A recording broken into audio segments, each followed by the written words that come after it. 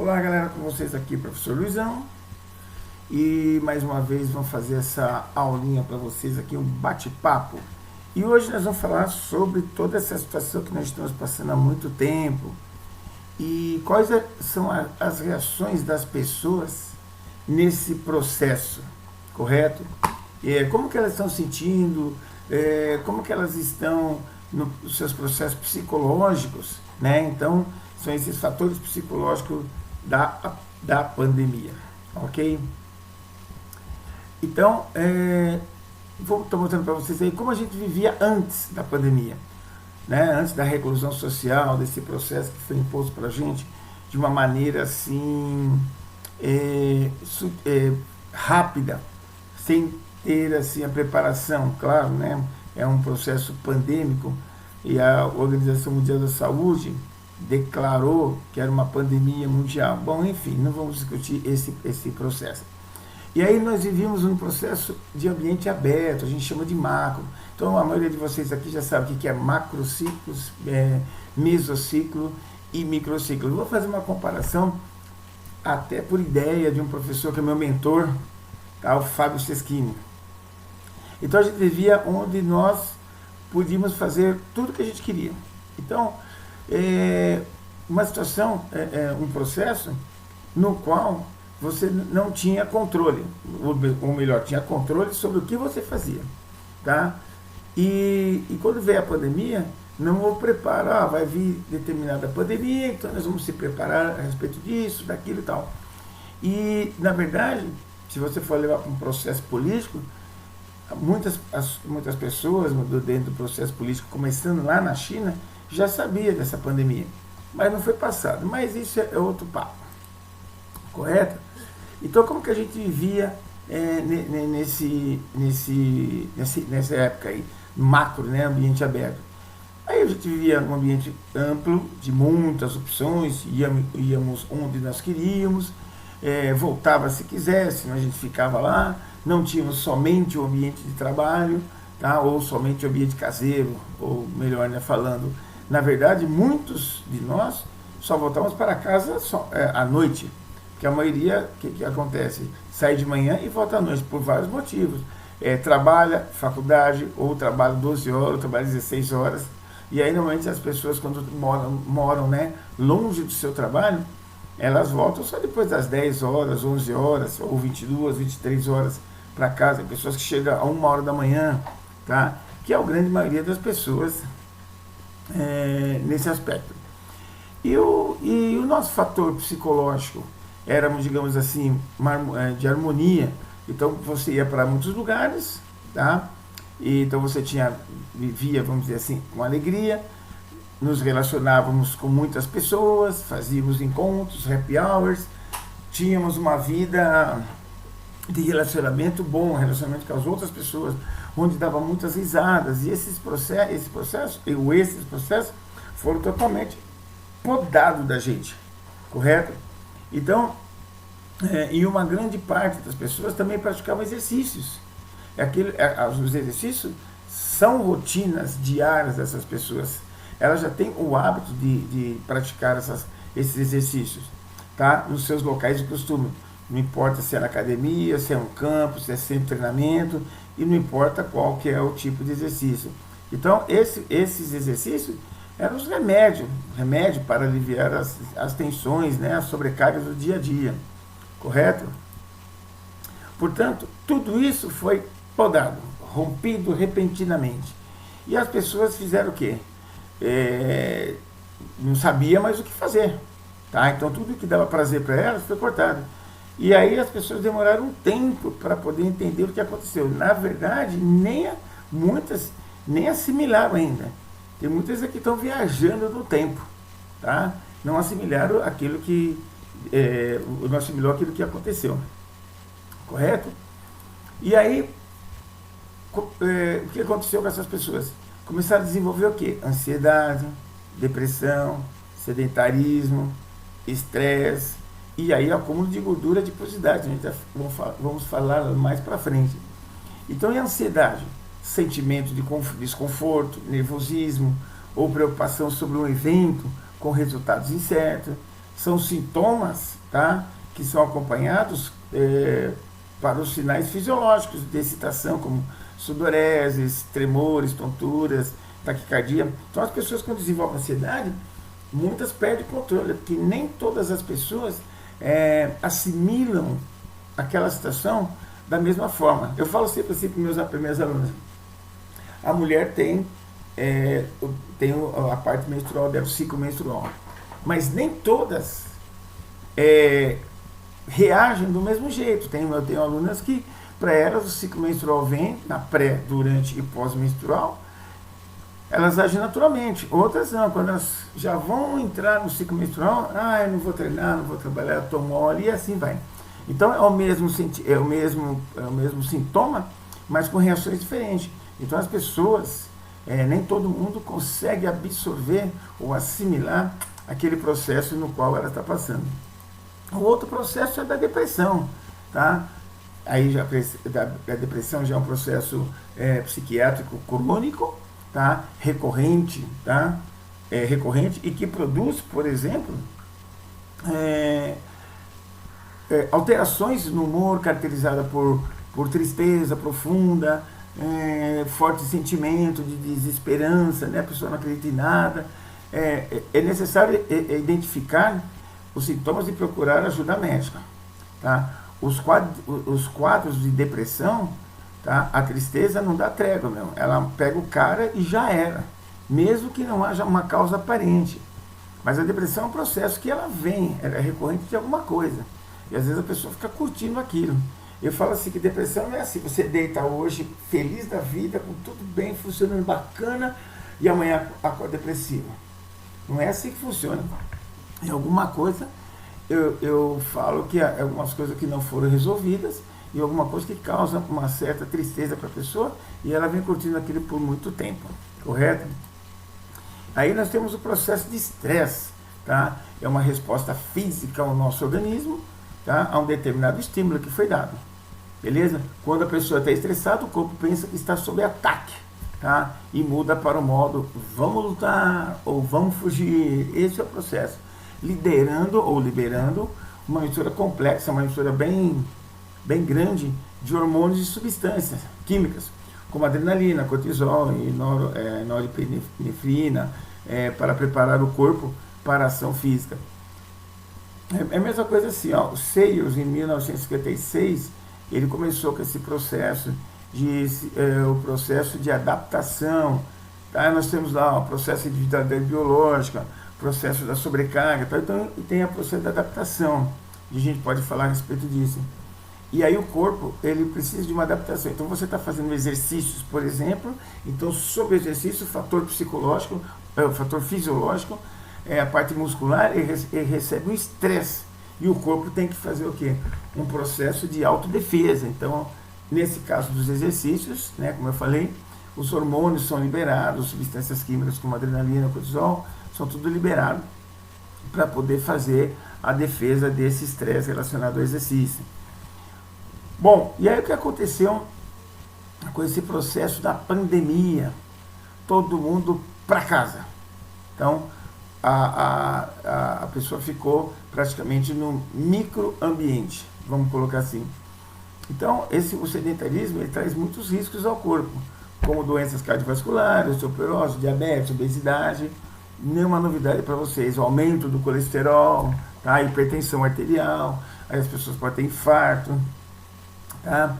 E mais um monte de patologias que podem aparecer. E o sedentarismo, quando em níveis muito altos, muito elevados, ele pode causar até a morte súbita. E a adiposidade, como todo mundo já sabe, é o acúmulo de gordura. Então, o sedentarismo, ele faz o quê? Ele deixa a pessoa mais preguiçosa. Ele deixa a pessoa, vamos colocar assim, sem vontade de fazer nada. Então, se a pessoa está no processo que nós estamos passando, de reclusão, praticamente agora foi liberado um pouquinho mais as coisas, voltaram as academias com restrição, estão voltando os centros esportivos com certo cuidado. Então, esse estresse, esse sedentarismo, vamos colocar assim, ele começa a ser diminuído, correto? Então,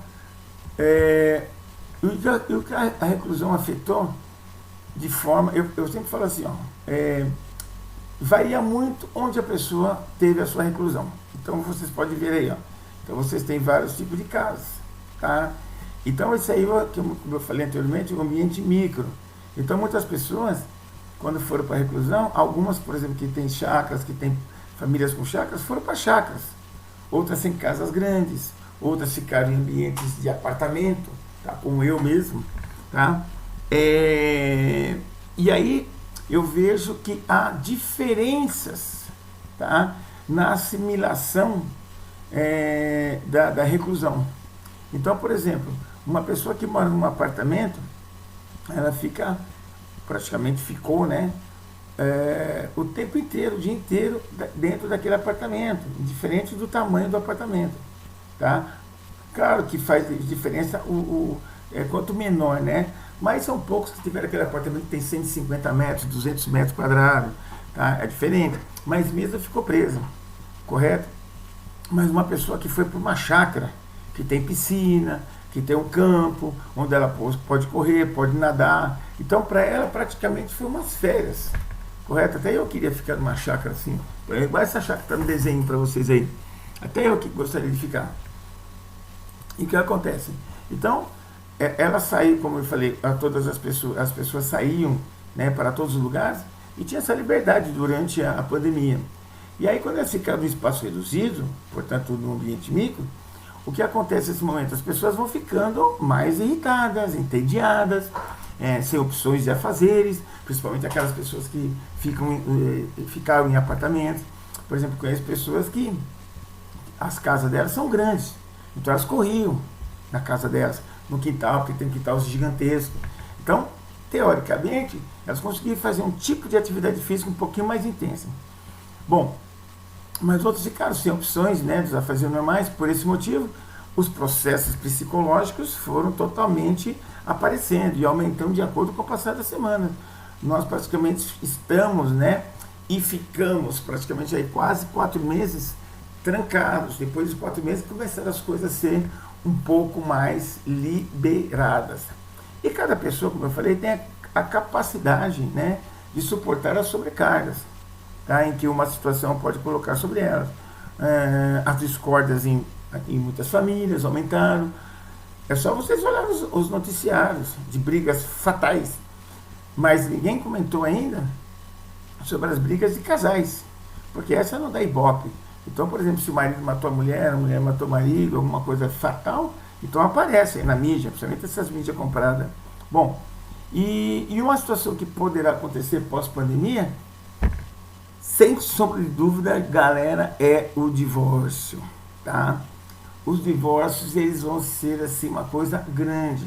Eu andei conversando com os professores, né, um outro pessoal, e grupo de estudo, a gente conversou bastante sobre isso. E já estou levantando aí o pessoal da área da psicologia. Hoje os psicólogos, eles estão com atendimento direto. Tem muito psicólogo que nem tem horário para atender mais, tá? Então vai ser, vocês vão observar isso, que após a pandemia pode haver um número muito grande de divórcios, tá? Correto? Aí está um artigo, tá, do estudo realizado pelo Ailton Figueiras e o Coleman, tá, que saiu no Lance, né, da psiquiatria, né, em 2020, que é um estudo realizado com 1.468 brasileiros para verificar qual o impacto em um mês da quarentena na saúde mental desses pacientes. Então vocês veem aí a percepção de estresse, né, o gráfico de dispersão. Então vocês vão ver aí os pontinhos, né, para a direita, né, não sei se dá para ver aqui, ó, a direita, né, é a percepção de estresse. Ele aumentou praticamente 40%. O estresse das pessoas. É claro, ficando preso dentro de casa, ficando sem fazer nada, de repente, por exemplo, o marido, por exemplo, saía de manhã e voltava de noite.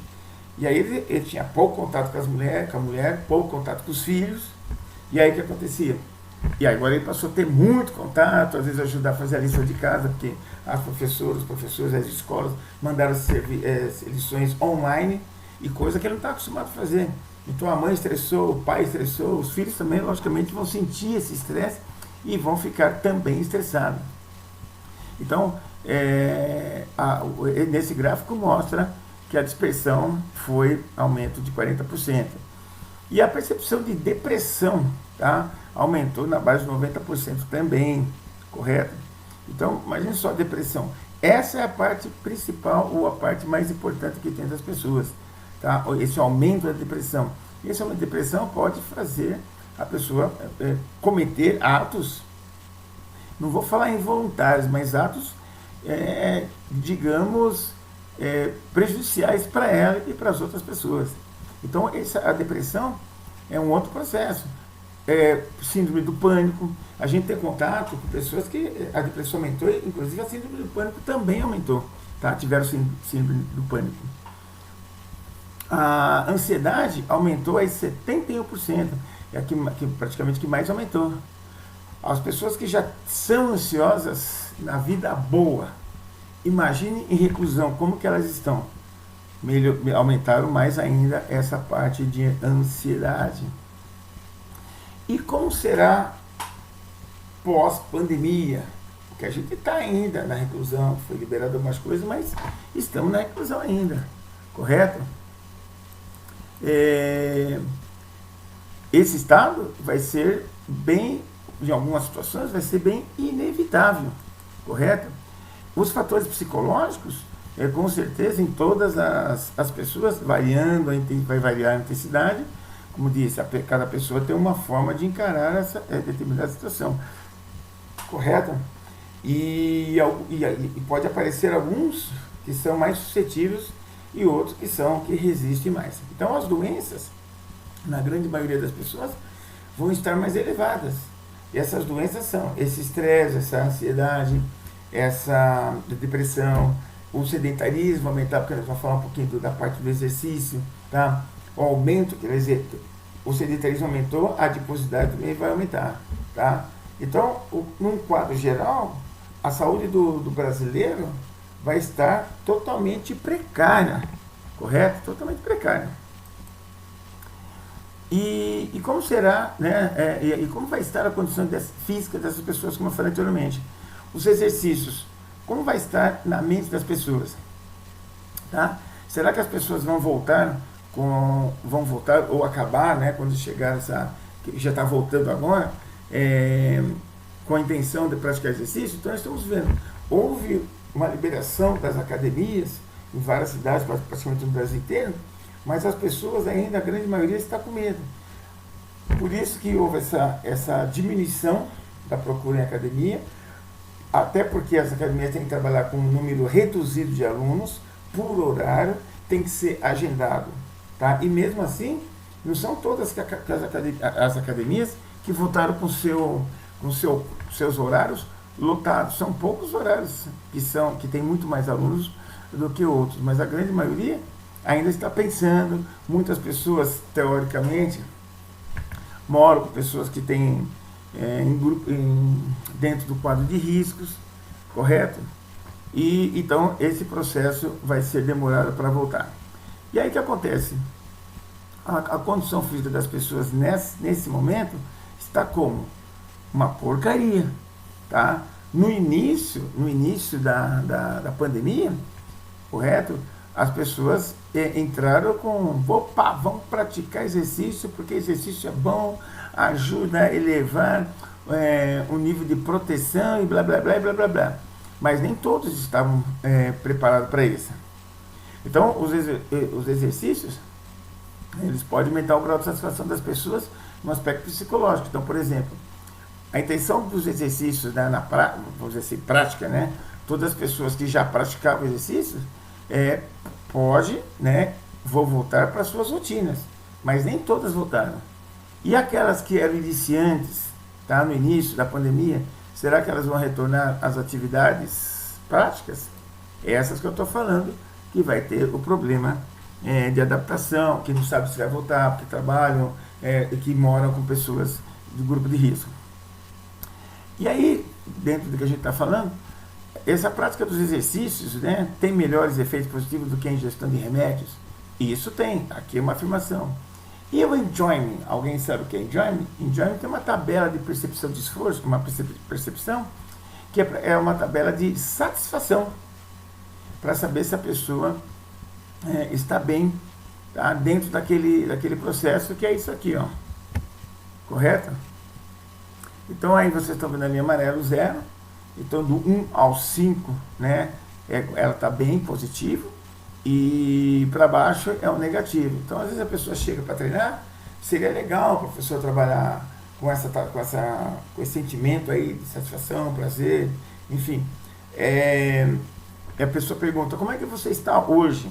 Ela pode chegar e falar que está 1 negativo, e ela faz o treinamento e ela sai 3 negativo, positivo, ou 2 positivo, ou ela pode chegar positivo e sair negativo. O que quer dizer? Aquele treinamento, aquela situação para ela não estava muito boa.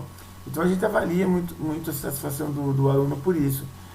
Esse enjoyment, que é o sentimento de satisfação e prazer. Mas nesse momento, como é que está a satisfação dessas pessoas?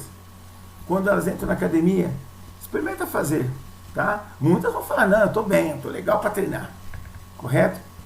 Mas tem pessoas que vão falar assim, eu estou meio receoso, não sei se eu vou voltar. Aí vou chegar na academia, dar uma olhada para ver se a academia está seguindo os protocolos de proteção para o aluno. Então tem todo esse processo. Mas mesmo assim, no dia a dia é legal trabalhar com essa tabela de satisfação, que é o enjoyment. Correto? As intensidades do exercício, tá? O treinamento, né, ele diminui os efeitos negativos. Dentro da ansiedade, tá? Ansiedade moderada, dentro do exercício, né, vamos colocar assim, moderada, a ansiedade cai. A intensidade moderada a intensos, a depressão diminui. E a intensidade moderada diminui também o estresse. Então, se o exercício aumenta a satisfação das pessoas, por que ainda muitos não praticam os exercícios? Correto? Como hoje, né, ou seja, nesse período que nós estamos agora, depois de praticamente 4 meses, tá? Como está o seu tempo na prática dos exercícios físicos? Tá? Aí são perguntas que eu vou fazer agora para encerrar. Quantos minutos por semana você realizou os exercícios no início da reclusão social? Tá? E hoje, depois de 130 dias, praticamente, quantos minutos está realizando exercícios semanalmente? Ou seja, quantas pessoas estão realizando exercícios hoje? Será que todas estão praticando? Então, as pessoas que não praticavam atividade física, ou exercícios físicos, quando começou a primeira, aí chegando a segunda semana, foi um boom. Era um monte de informação na internet, dando exercícios, tá? Um monte de pessoas passando pela internet os tipos de exercício, mas será que todos poderiam fazer esse tipo de exercício? Tá? Opa, deixa eu voltar aqui um pouquinho. Correto. Então, e aí essas perguntas, como eu falei, correto? Essas perguntas, como eu falei, para vocês pensarem. Então, no início da reclusão, quando eu falei em outro momento, muitas pessoas já praticavam exercícios, como eu mencionei agora, e de forma intensa, vigorosa em casa. As pessoas iniciantes que faziam alguns dias exercício, ou semanas, que já tinham iniciado a prática de exercício, mas eram iniciantes, também continuaram em casa. E aquelas que não praticavam exercício iniciaram também por motivo da enxurrada de informações que apareceu na internet, tá? Informações falando da imunidade. Muita gente nem sabe o que é imunidade. Então, a imunidade é aquele processo. Você faz exercício, você aumenta a sua imunidade. Quando você termina o exercício, ele cai a imunidade. Mas aqui é o nível, certo? Você tem um nível. Se você faz um exercício muito forte, a imunidade passa para cá, para baixo do nível. Essas pessoas que não eram praticantes de atividade física, são iniciantes, ou pessoas que começaram na época da pandemia, elas podiam ocorrer um processo negativo, porque elas faziam um exercício muito forte e a imunidade, depois do exercício, passava abaixo do nível deles de controle. Então a gente chama de supressão. E aí, nesse meio aqui, elas estão desprotegidas. Então não é assim que funciona. Ah, eu faço exercício, eu tenho imunidade alta. Não é nada disso. A imunidade sobe, mas ela desce de acordo com a intensidade. Por isso que é necessário sempre o professor especializado indicar ou elaborar, né, prescrever exercícios para as pessoas. Porque não é só sair fazendo exercício. Como eu falei outro dia para o pessoal, numa live de corrida, não é só colocar o tênis e um short e sair correndo e falar que vai emagrecer. Não é assim que funciona. Tá? Eu falo sempre assim, que nós temos 3 grupos de praticantes quando estão dentro do processo dos minutos ideais da prática do exercício por semana, por exemplo. Dentro desses 3 grupos. Então, esses 3 grupos é aquele que nunca fez exercício, aquele que é iniciante e aquele que já pratica. Então, temos dados na Vigitel. Vigitel é uma organização, um órgão, vamos colocar assim, que fazem pesquisas, e a pesquisa deles é elaborada por telefone. Tá? Vocês podem entrar na internet, colocar www.vigitel e lá vocês encontram tudo. Fumantes, obesos, hipertensos, são tudo dados de pesquisa que eles fazem durante muito tempo. Às vezes é mais de 12 anos, 14 anos, 16 anos. Eu já fiz uma aula a respeito disso, sobre hipertensos, obesos, excesso de peso. Lá você tem tudo. Tá? São interessantes para conhecer.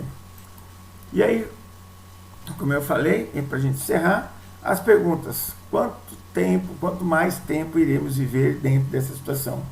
Tá? Quanto tempo a gente vai ficar dentro dessa situação? O que podemos esperar quando tudo isso passar? Como estarão as pessoas? É uma fase muito importante. Como estarão as pessoas quando tudo voltar ao normal, ou voltar no estado que era antes? Se é que vai voltar, porque hoje as conversas o novo normal. Tá? Então, o novo normal é essa situação prática que nós estamos passando agora. Mas será que vai voltar como antes?